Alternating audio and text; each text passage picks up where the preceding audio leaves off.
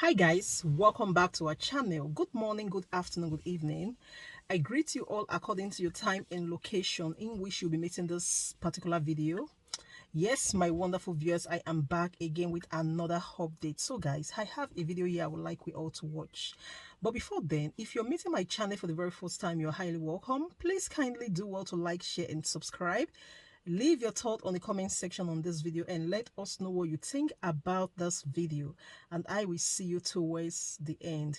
Again, what's trending with reactions trailing President Bola Ahmed Tinubu's request to the National Assembly for the approval of 500 billion naira in order to allow the federal government to provide palliatives and to cushion the effects of petrol subsidy removal on Nigerians. While Tinubu's request was contained in a letter sent to the National Assembly, the president said in the letter that the money will be sourced from the 2022 Supplementary Appropriation Act of 819.5 billion naira. Well, on Thursday, the president appealed for more patience from Nigerians during a meeting with 18 governors who were his colleagues in the class of 1999 and promised that the government will increase its efforts and speed up the resources to ensure a foolproof social security structure that will not be compromised, especially through the cash transfer scheme. I understand people are suffering. Yes, there can be no childbirth without the pain. To benefit the largest number of people in the country and not a few smugglers and exploiters, the palliative is coming. I'm doing the arithmetic. I don't want people to be cash transfers to fall into wrong hands. So please, help persuade them. All right, let's take some reactions. This is from Dozier, who wrote, $800 billion collected as palliative to cushion the effect of fuel subsidy removal by the Buhari government. 400 billion naira saved as a result of removing subsidy. And now, 500 billion naira requested by Tinubu for subsidy palliative. This palliative. Well, Tam wrote, in a country where there are no accurate personal data, how are they going to distribute these palliatives? It's very hard to believe given the fact that the same APC government hoarded COVID-19 palliatives from the people and planned to use them to induce electoral favors. Obviously, you know that is accurate. I mean, people talked about the COVID-19 palliatives that were hoarded, and I believe, President Bola Ahmed Tinubu had kind of given a signal that it will probably be through the cash transfer scheme, and people are obviously skeptical about that. I'll take another reaction from the Nigeria Labour Congress and the Trade Union Congress.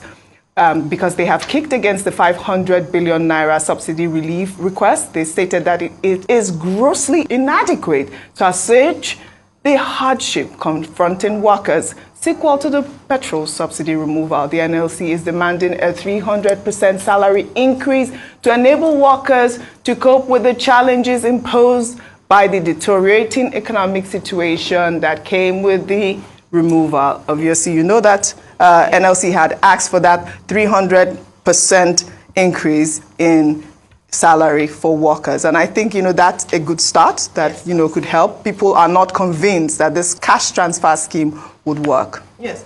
All right. So talking about the cash transfer scheme, the truth is that the process that the government is taking is not its normal process. They have to evaluate, they have to ensure, as the president had mentioned, that the cash transfer would go to the intended as opposed to the wrong hands.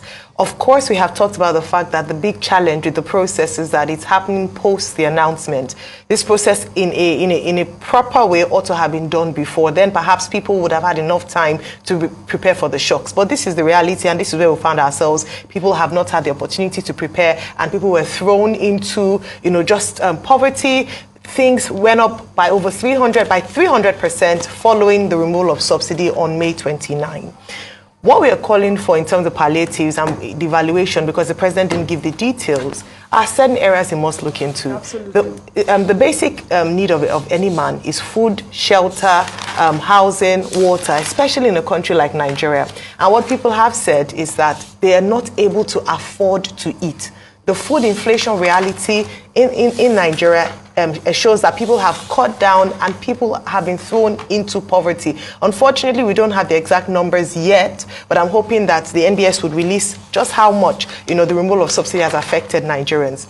Beyond that, the tweets you read also demonstrate the trust deficit with regards to policies or announcements by governments, because in the past it hasn't been well handled. So truthfully, we are watching the president to see how well he would manage this process, so that this issue, and I put this in air quotes, of the National Social Register, which has come under a lot of criticism in terms of how did they arrive at the numbers, who are the people who got these the previous cash transfers, what would be the conditions of these cash transfers, how would they measure the success of this program. These issues would not be repeated in this administration. So yes, they're having conversations, palliatives are necessary, but when would it happen? Number one. Number two, how would it be? And number three, would it just be cash transfers? Because we're also looking at infrastructure. Yes. It's not enough to give people 5,000. I don't know how far that's going to go in terms of giving households 5,000 naira. What else is going to be there? Small businesses. We need to look at those areas, and these are the conversations we hope that will be had. You raise a very valid point. We're looking at different areas. I believe I heard you talk about the modular refineries have to be working,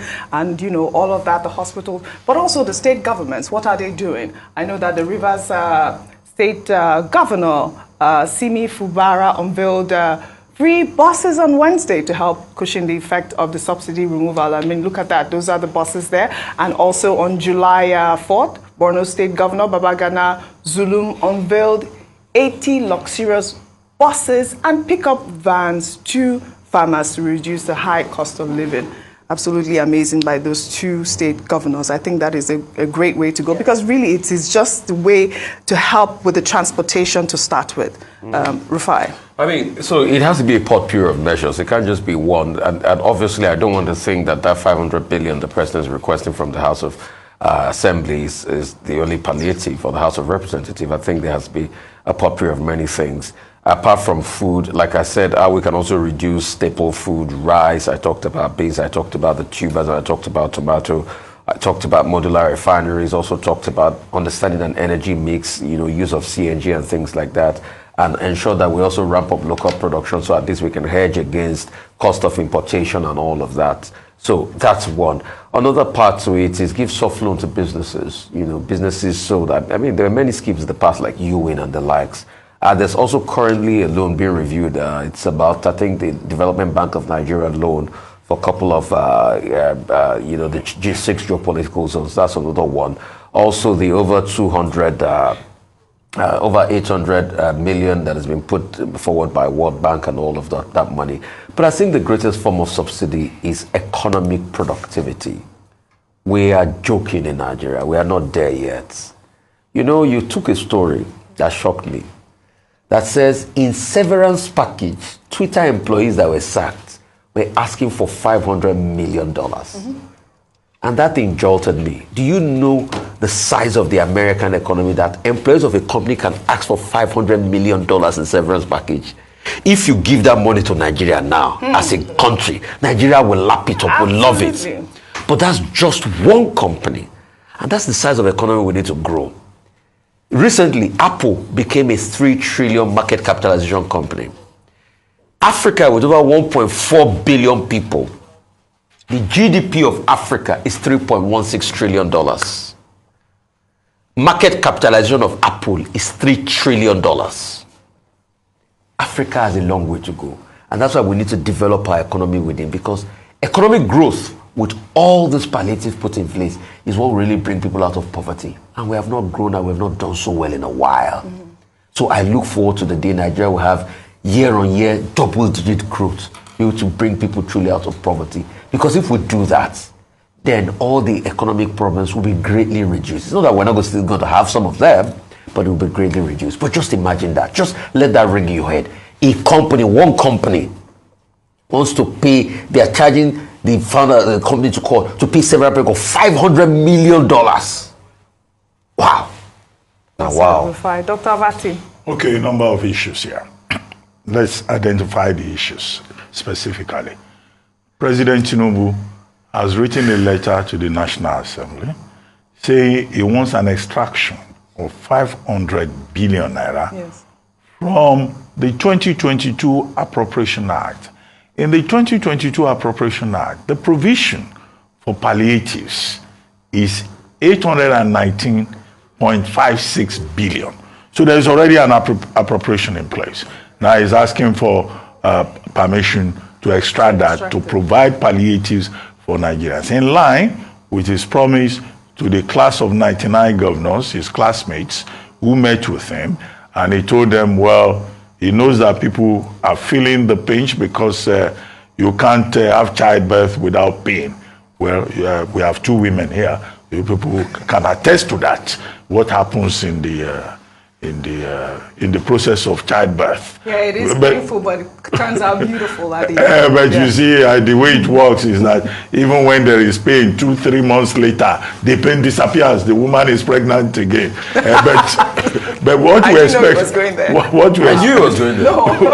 I knew it was going there. What the president is just saying that even when you have that pain, you know, in a matter of time, palliatives will, you know, ease that. Now, one of the concerns that has been expressed is that we have been told that over 400 billion has been saved as a result of, you know, fuel subsidy removal.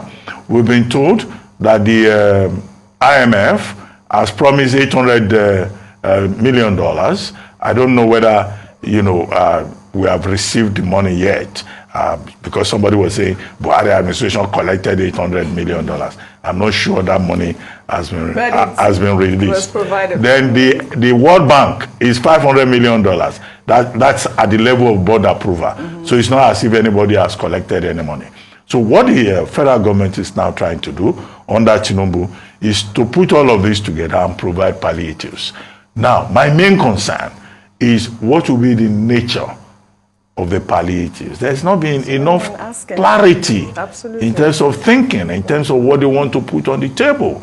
And it's good that the president referred to conditional cash transfer, which is a veiled criticism of what was done under President Buhari, because the conditional cash transfer that the Buhari administration said, you know, they did, people are still arguing about it. Who collected the money?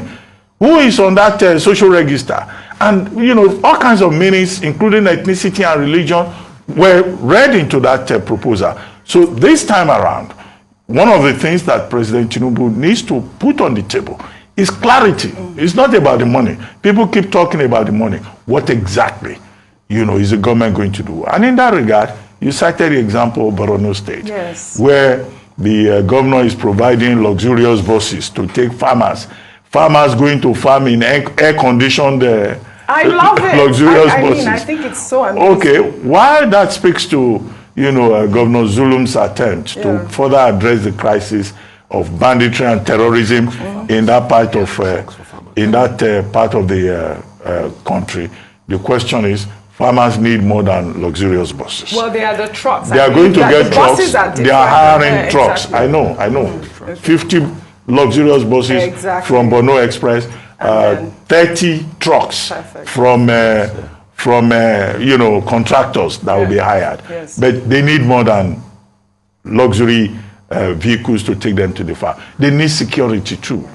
And he made a point that the farmers should cooperate with the soldiers. Now, these soldiers, are they going to stay with them on the farms?